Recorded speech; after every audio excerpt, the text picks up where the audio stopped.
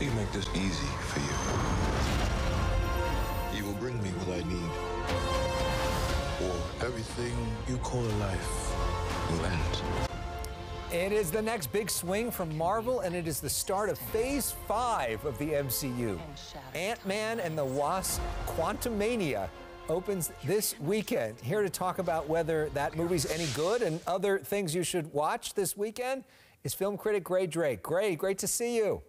Hey, it's great to be here on a week like this. All right, so is Ant-Man any good? You know, it kind of bugged me. Couldn't help yourself.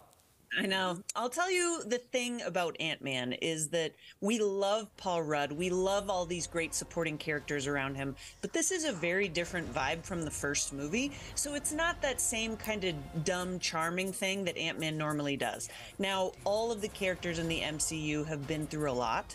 And so when he and his daughter and his girlfriend and her parents get pulled into the quantum realm, they're desperately trying to escape. But guess who else is? Kang, played by Jonathan Majors.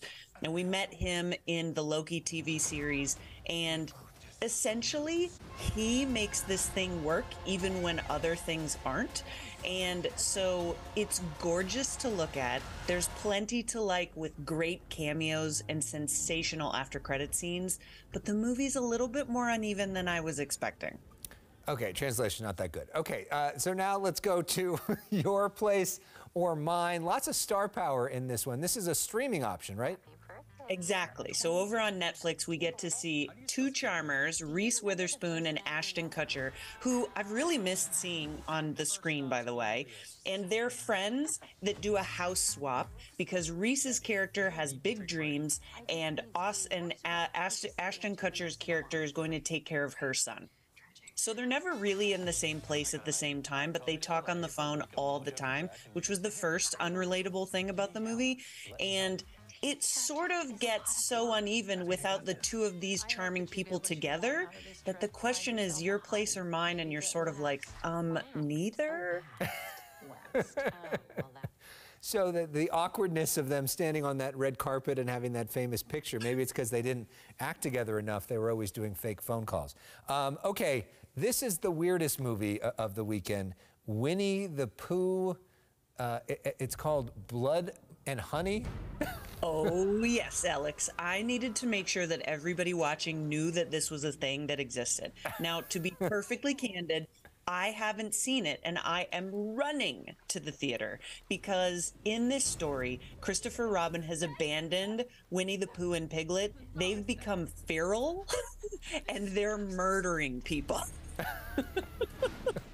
So I love when movies like this happen, and I can't wait to see this. It's playing over at the Look Dine-In Cinemas in Glendale, and I have no idea what it is, but I'm already really glad it exists because it's like, you know, they're in the 100-acre wood, and I feel like the movie's going to leave you saying, 100-acre wood, you please get me a new pair of pants.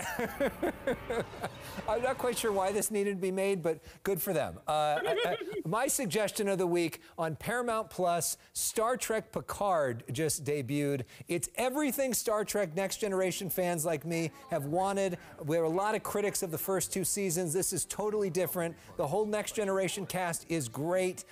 They're on a mission together on starships. I love it, love it, love it. And thanks to Terry Matalas for bringing it back. We're so great to see them watch that film. There you go. We're doing Yay! Live Long and Prosper. I can't do watch that. It now. There we go. I love that. Grae is a Vulcan. That's what we didn't know about her. Grae, no wonder you're so smart. We appreciate having you. Rick's forecast when we come back.